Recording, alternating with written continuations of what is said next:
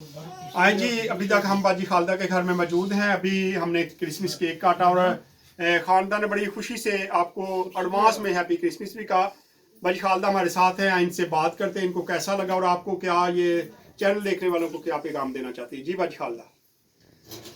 मेरे लो सारे मसीह भैन भरावां नूं सलाम और मेरे लो एडवांस ही सारिਆਂ ਨੂੰ बड़ा दिन मुबारक। मैं सारिਆਂ ਨੂੰ ਇਹ पैगाम देना चाहनी है कि शुक्र खुदा दा करनी है कि मेरे घर ਇਹ साल भी कैरल आई और मैनू जिंदा और सलामत रखा और बच्चों ਦੇ ਵਿੱਚ खुशियां ਵੇਖਣਾ नसीब होया और अज ਦਾ दिन भी नसीब होया। मैं खुदा ਦਾ बड़ा शुक्र अदा करनी है और मैं ਵੇਖਣ ਵਾਲੇ ਸਾਰਿਆਂ ਨੂੰ ਇਹੀ कहनी है कि अपने भैन भरावां नाल खुशियां नाल रवो। जिहदे नाल नाराज हो ਉਹਦੇ ਨਾਲ सुलह कर लो ते सुलह करके ते आ बड़ा दिन मनावो। होर मेरा कोई पैगाम नहीं गा। सारिਆਂ ਨੂੰ सलाम।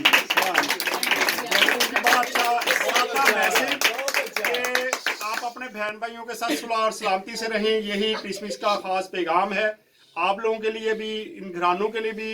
खुदा आप सबको बरकत दे। God bless you.